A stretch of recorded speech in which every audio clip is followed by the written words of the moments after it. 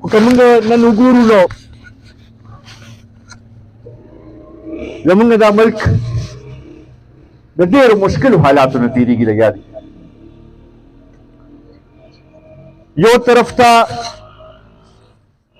د امن و امان صورتحال چې دی رس تر رزه خرابېږي لګیا دی. او که تاسو وګورئ نو تېر څو ورځو نه لګاتار روزانه په بنیاد باندې واقعات کېږي لګیا دي. مونږ دا نه غواړو چې د پښتنو وینه دې نوره ضایع کړی شي.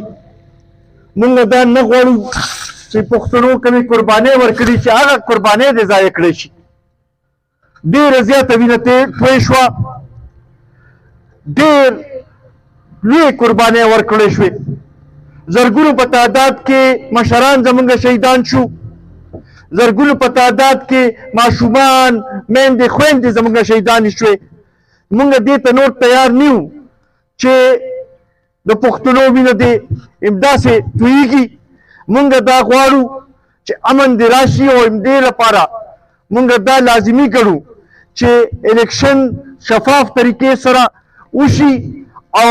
نوی حکومت راشي او هغه دې مسلې طرف ته توجه ورکړي چې دا امن و امان راوستل چې دی دا د هر چا بنیادي حق دی. دغې سره سره کوم معاشي مشکلات چې دي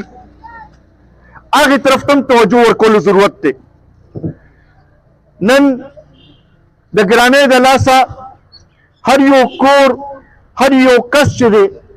هغه په تکلیف کې دی، په مشکل کې دی.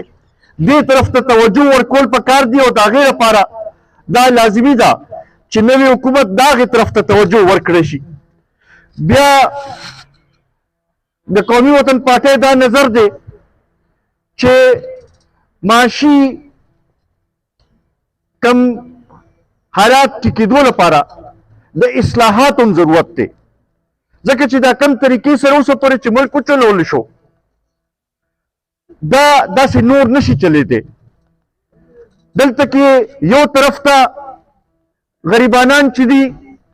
هغه روزانه په بنیاد باندې د معاشي مشکلاتو ښکار دي، روزانه په بنیاد باندې مختلف ټکسونو په شکل کې په غریبانانو باندې بوج اچولی کېږي. خو بل خواته چې موږ وګورو نو افسرشاهي چې دی د هغې خرچې او شاخرچیانې چې دي هغه رس ته رسه زیاتېږي لګیا دي. زمونږ کمیشنران ډي سي ګان د هغوی چې کوم تاسو حال وګورئ هغوی چې کومې خرچې کوي کوم طریقې سره دغه کوي نو هغه د یو غریب ملک لپاره سره هغه نه ځایېږي. مونږ دا غواړو چې دا ملک د دې غریبانانو دی، دا ملک دلته کې اوسېدونکي د دې 24 کروڑ خلکو دی، دا ملک د دې د څلورو صوبو کې اوسېدونکي د خلکو دی. دا چې دی دې کې ورکوټي صوبو هم همغومره حق دی څومره چې د غټې صوبې حق دی. دغې طرف ته توجه ورکول پکار چې بیا د هغوی مسایل دې حل شي، د هغوی په مشکلاتو کې کمی راشي. دا نه چې افسرشاهي چې دی هغې د همغه شانتې شاخرچیانې رواني او غریبانان چې دی د هغوی په مشکلاتو کې اضافه کېږي. دې ته نور تیار نه یو. د قومي وطن پارټۍ دا پروګرام دی چې موږ دا غواړو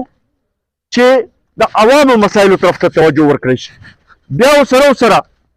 موږ دا هم ګڼو چې په آیین کې خو دا لیکلي دي چې دا یو وفاق دی، خو په عمل کې چې دی هغه شانتې څلور صوبې یو ځای نه اخیستل کېږي. په فیصله سازۍ کې څلور صوبو ته هغه شانتې حصه نه میلاویږي. دې طرف ته توجه ورکول ضرورت دی چې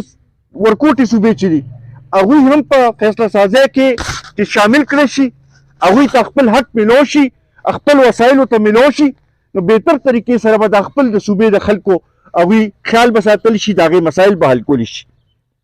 د پنجاب مسایل بدل دي، د سند مسایل بدل دي، د بلوچستان مسایل بدل دي، زمونږ د خیبر پښتونخوا مسایل بدل دي. نو پکار دا ده چې دا وسایل چې دي دا داسې طریقې سره تقسیم شي چې هر یو صوبه د خپل مسلو طرف ته توجه ورکړي او د خپل د علاقې د دغه مطابق چې دی هغه شانتې کار وکړي. بیا دغې سره مونږ دا هم ګڼو چې کله نه چې پاکستان جوړ شوی دی نو د ترقۍ کم توجه چې وه هغه یوې صوبې طرف ته وه وړې صوبې شاته پاتې شوي دي اوس ضرورت دا دی چې وړو صوبو طرف ته توجه ورکړی شي خصوصا تاسو وګورئ د فاټا ادغام وشو واده دا شوي وه چې 3% د NFC به هغوی ته هر کال میلاویږي 10 کالو پورې چې هلته کې ترقي وشي خو په عمل کې یو ظلم ورته هغه پیسې میلاو نه شي دا 3% اوس چې دی هغه وخت سره 100 اربه روپۍ جوړېدې اوس هغه 3% چې دی هغه څه تقریبا 2.5 اربه نه زیات جوړېږي د هر کال چې دا میلاو شي نو زمونږ د علاقې به ترقي وکړي زمونږ دا صوبې دا کومه چې ډېره پسمانده علاقه ده مرج ډسټرکټس والا ده د مومند ډسټرکټ دی خیبر ډسټرکټ دی دا ټول دغه چې دي دغه طرف ته چې توجه ورکړی شي نو هله به مسایل حل کیږي او بیا دې سره سره مونږ دا هم غواړو چې زمونږ د صوبې خصوصا که وګورو نو بجلي مونږ پیدا کوو تیل مونږ پیدا کوو ګیس مونږ پیدا کوو پکار دی چې د هغې فایده هم زمونږ د خلکو ته ورسي د روزګار په شکل کې ورسي د کارخانو لګېدو په شکل کې ورسي دلته د بجلی نظام بهتر کړی شي دغې طرف ته توجه ورکول پکار دي او د هغې لپاره لازمي دا ده چې په مرکزي حکومت کې او په صوبې کې چې ستاسو مضبوط آواز وي د پښتون قام مضبوط آواز وي نو هله به دا مسایل حل کېږي د هغې لپاره دا لازمي ده چې موږ ټول مشترکه طور باندې ملي رهبر جناب آفتاب احمد خان شیرپو چې دی هغه کامیاب کړو هغه مرکزي اسمبلۍ ته ولیږو چې هلته کې زمونږ د حق تپوس هم وکړي او زمونږ له وسایل هم دلته کې راوړي چې زمونږ مسلې دلته کې حل شي عزتمندو که موږ وګورو نو دلته مشران موجود دي د 1988 نه مخکې دلته په لاس باندې تاسو شمېرلی شو چې څومره سکول و 1988 نه مخکې او اوس که تاسو وګورئ دلته دې خنجري دا پرایمري سکول هم چې دی دا هم د مشر د لاس دلته کې جوړ دی دغه دی دغه شانتې کلي په کلي تاسو وګورئ دا ټول سکولونه هغه دور کې جوړ شوي دي دا بجلي دلته کې چې خوره شوې ده دا د ملي رهبر جناب آفتاب احمد خان شیرپو د لاس نه خوره شوې ده سړکونه وګورئ د تنګي هسپتال واخلئ دغه شانتې نور ډېر منصوبې چې دي ځای په ځای BHUs چې دي دا ټول د هغوی د لاس دلته کې جوړ دي نن مختلف خلک په تاسو ته راځي څوک به د اسلام په نوم باندې دنه ووټ غوښتلو کوشش کوي او دا ووټ او الیکشن چې دی دا به د اسلام سره او د مذهب سره تړي زه هغوی ته دا ویل غواړم چې دا ووټ دا د ووټ دا پرچې چې ده دا صرف دې لپاره ده چې موږ اسمبلۍ ته صحیح نماینده وټاکو صحیح نماینده ولیږو چې هغه زموږ د حق هلته کې تپوس وکړي موږ له داسې قانون سازي وکړي چې هغې سره زموږ مسایل حل شي زموږ وسایل چې دی هغه د مرکز نه دلته کې راوړي دا دې لپاره ده دې لپاره نه ده چې په دې باندې به څوک جنت ته ځي یا څوک به دوزخ ته ځي دویم بعضې خلک تاسو ته راځي او اوس به ستاسو د حقوقو خبره به هم کوي مختلف تاسو ته به راځي یو تاسو ته به وایي چې یاره زه ستاسو ورور یم او ما کامیاب کړي چې ستاسو د حقوقو زه تپوس وکړم خو دا به مې هغوی نه تپوس کوو چې 2 کاله خو هغوی سره مې اختیار و په تحصیل کې هم بعضې خلک ناست وو په دغه 2 کاله کې په تحصیل کې کومه کارکردګي کړې ده یا کوم د دې علاقې مسله حل کړې ده د هغې تپوس به هم ترې کوو او تیار سیټې پرېښودو اوس وروتې میدان ته موږ ته دې وایي چې هغه 2 کاله کې د څه کړي دي د هغه تحصیل کې یې څه وکړل چې دی به دا صوبایي اسمبلۍ ته لاړ شي او بیا به دغه کوي بیا دغه شانتې هغه خلک به تاسو ته راځي چې 10 کالو نه دلته نه MPA پاتې دي د هغوی ته به دا وایو چې تاسو د 10 کالو کارکردګي وښایه چې څه ده د قومي وطن پارټۍ چې کومې منصوبې موږ شروع کړې وې هغه هم صحیح طریقې سره پوره سر ته ونه رسولې شوې هغه وخت کې ډېر لږ ټایم په اریګیشن وزارت کې موږ ته ملو شو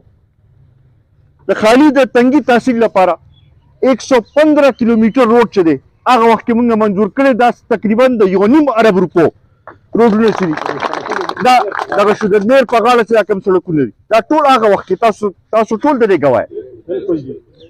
او چې هغه حکومت ختم شو نو بیا ګوره څنګه هغې باندې کار سلو شو او دغه شو د ټاټونو پل مثال واخلئ چې هغه وخت کې بند شو او چې بیا دا حکومت لرې شو د ګران دغه راغی نو دوباره پرې کار شروع شو او بله ورځ موږ د هغې افتتاح وکړه نو عزتمندو په دې باندې به سوچ کوو چې د علاقې بهتري په څه کې ده زه خو دا کم از کم ګڼمه چې د دې خلکو لپاره دا فیصله ډېره اسانه ده ځکه چې یو طرف ته د ملي رهبر جناب آفتاب احمد خان شیرپو د قومي وطن پارټۍ کارنامې کې ده او بل خواته د ټولو حکومتونو د ټولو پارټو چې دی د هغوی دغه کې دی دا تله به دومره وزني وي دومره به دغې چې د هغې نور ټول مقابله نه شي کولی بیا دغه شانتې که موږ وګورو نو دا یوې پارټۍ دعوه کړې وه 1 کروڑ نوکری به ورکوو داسې وه ډېر ځوانان یې پرې دوکه کړل 1 کروڑ نوکری خو یې ورنه کړې او یو سکیل په 1 لک روپۍ باندې ضرور خرڅ کړو داسې ده او که نه دا تاسو ته پته ده عزتمندو کم از کم د ملي رهبر جناب آفتاب احمد خان شیرپو په وخت کې خلکو ته روزګار میلو شوی دی او بې لالچه روزګار میلو شوی دی او داسې روزګار میلو شوی دی چې هر ځای کې د هغې حصه شوې ده عزتمندو که مونږ دا غواړو او خاص کر دې ځوانانو ته زه وایم چې که تاسو دا غواړئ چې تاسو ته روزګار میلو شي تاسو ذریعه معاش چې دی هغه بهتر شي نو بیا د هغې واحد یوه لار ده چې د ملي رهبر جناب آفتاب احمد خان شیرپو لاس مضبوط کړئ دا ډیوه بله کړئ چې د دې په رڼا سره دا بېروزګاري هم ختمه شي او دلته کې دا تورې تیارې هم ختمې شي عزتمندو زه ستاسو ډېر زیات مشکور یم چې په دې لنډ تنګ وخت کې موږ له دا موقع راکړه چې دلته کې راشو تاسو سره دا یو څو خبرې وکړو دا تمه به لرم چې تاسو به اوس راپاسئ او هر یو کس به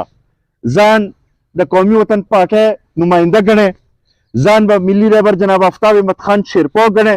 ځان به سکندر ګڼئ تاسو به ګرځئ تاسو به خلکو ته وایئ چې دا ووټ چې دی دا ډیوې له مونږ ځکه استعمالوو دا ووټ ډیوې له ځکه مونږ غواړو چې مونږ دا غواړو چې زمونږ دا علاقه ترقي وکړي مونږ دا غواړو چې زمونږ مسایل حل شي زمونږ د بجلۍ کم نظام چې دی چې هغه بهتر کړی شي چې مونږ ته بجلي صحیح میلو شي او ارزانه بجلي میلو شي مونږ د دې لپاره دا دغه کوو چې زمونږ د سکولونو نظام ښه شي زمونږ د صحت نظام ښه شي او بیا خاص کر چې زمونږ